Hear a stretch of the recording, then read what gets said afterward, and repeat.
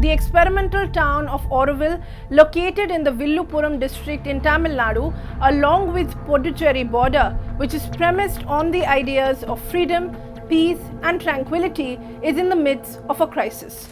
Hello! Sarah, please. The girls, are you okay? Hey, look, he's hitting me also. He's hitting me. Why are you hitting me? Whoa! Stop! Feeling of shock and dismay and betrayal is how the police was called on the night of 5th of December, like a siege. This attempt, which has taken so long to establish, is now under threat.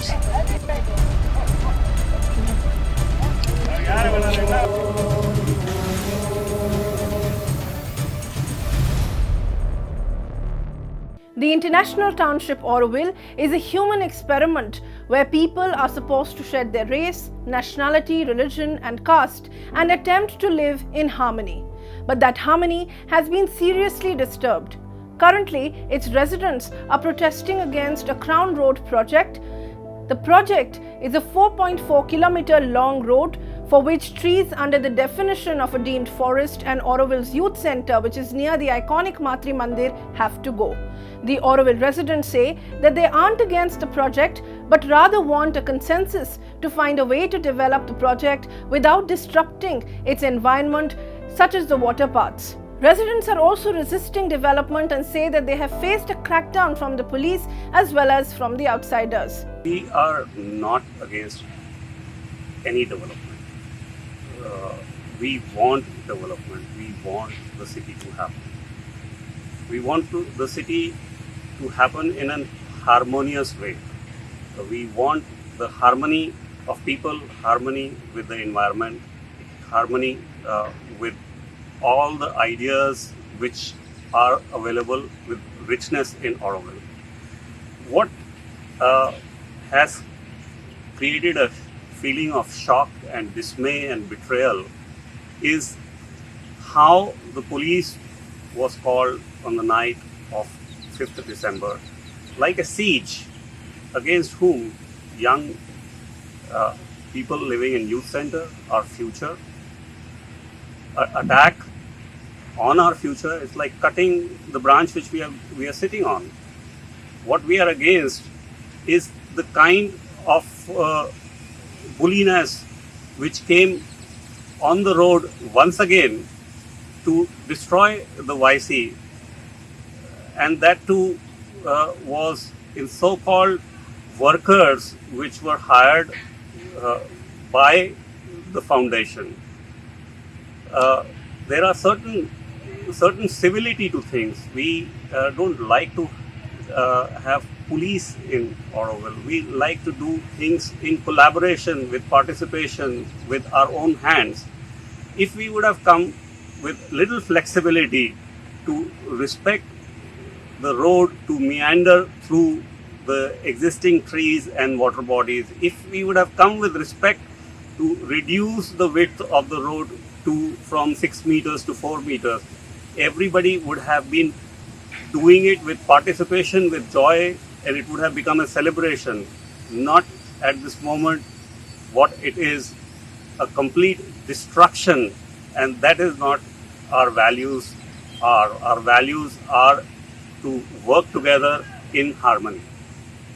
Auroville was inaugurated in February 1968 with a charter and a city plan that the mother, who is the founder of Auroville, had herself commissioned by inviting the architect Roger Anger and working with him for 3 years to come to a model that was finally approved in January 1968.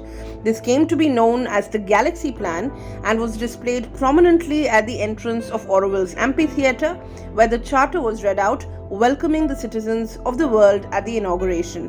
Several of its residents are also stating that the designated land for Auroville's crown has been stopped again, taking the rest of Auroville and its hopes for future a hostage. This is as grave when the SAS took Auroville to court based on wrong claims. They are stating that Auroville cannot claim to stand for human unity until the city announced to the world in February 1968 is built all together with agreements and concord. Alongside the residents who are questioning the protests against the Galaxy Plan, the foundation has also responded in the same voice, and they have stated that the plan was created under the mother's direct guidance, and the plan was prepared, which was known as the Galaxy Plan, and it was presented along with the Charter of Auroville, and therefore it must be upheld, and the development that was envisaged previously must take place. The Crown Way will be a peripheral road which is meant to be laid around Auroville and for it to be connecting to the Matri Mandir. The foundation argues that the trees were planted and temporary residential structures and community structures have now been constructed on the site. They are present on the site which has been earmarked for the road as per the master plan which was previously envisaged. And so now the plans for its implementation of the Crown Road project must be stalled, keeping in mind the current situation of the town. On the 4th of December, the area witnessed tensions as the police came in with 3 JCB earth movers in order to clear the trees within the forest complex for the contested Crownway Road. Residents state that the police personnel forced people out and they were sleeping inside the youth center and allegedly also assaulted some of the youngsters, including several minors. After hearing the uproar which was caused by the police presence, many residents reportedly rushed to the spot and they managed to stop the JCBs from carrying out the work, but some trees were already uprooted by that point. The temporary road, the residents are also contending and stating that the temporary road in the long term will cause negative environmental impact on the region. Here in Auroville, we witness an exceptional attempt at reforestation. This has been established over the last 50 years, where there's been an introduction of over 300 species of indigenous species, and the biodiversity is not only rich, but within that list there are quite a few endangered species. This forest is an example to the world of what is possible and how we can recover from the damage, the colossal damage that's been done today to this earth. This attempt, which has taken so long to establish, is now under threat by a developmental model which is completely obsolete in times like this. I mean, after having done all this work and people from all over the world who've put in years of effort into establishing this forest, and now we just choose for big roads and a developmental model that absolutely doesn't match the ground reality. At present, there are about 3,000 people who come from over 50 countries in the whole world living on the 3,000 acres of land called Auroville. The aim of Auroville was to have about 50,000 people and to become an example for the rest of the world. But for that, consensus for a sustainable infrastructural development has to be put in place. Currently, Auroville's residents are stating that their freedom and their rights are at stake, and they're raising their voice against the violence that they have witnessed. Aurovillians are also holding silent protests against the project. Now, as somebody who's been in Auroville for 40 years,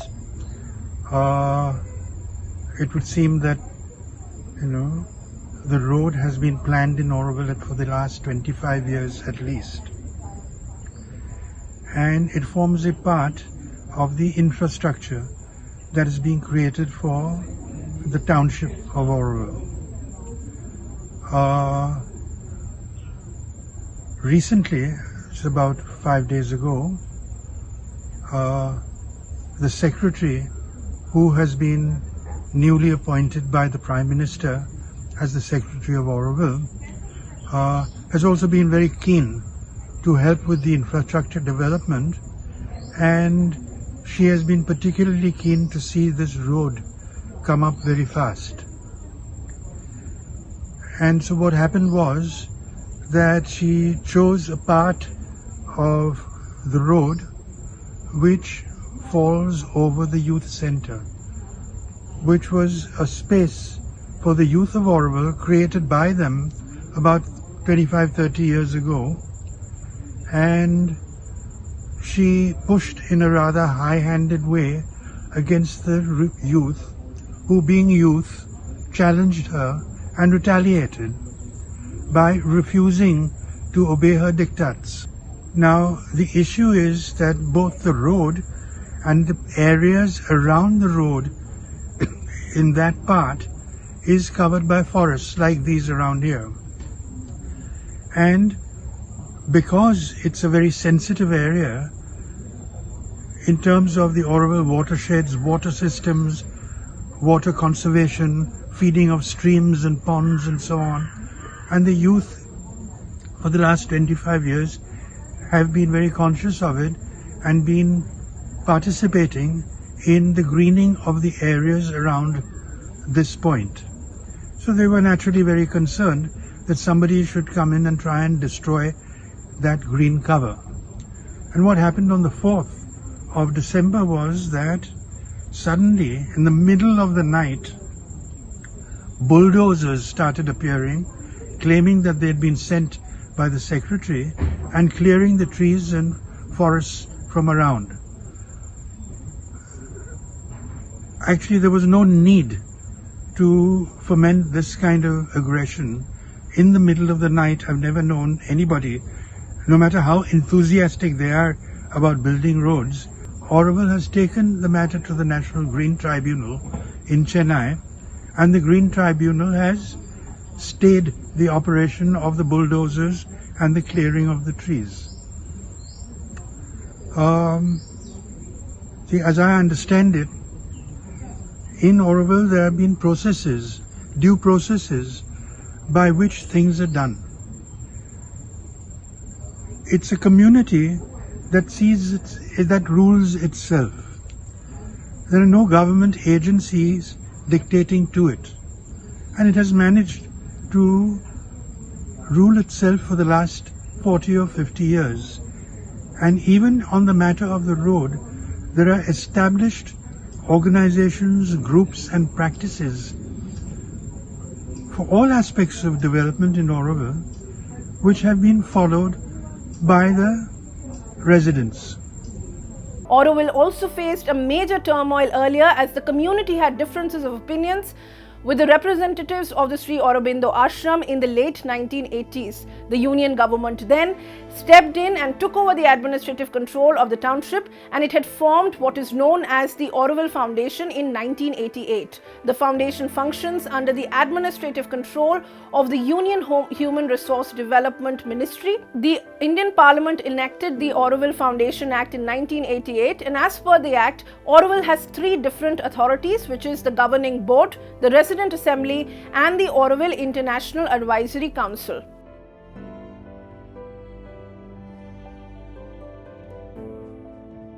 Get a sneak peek of exclusive content before everyone else for channel members only.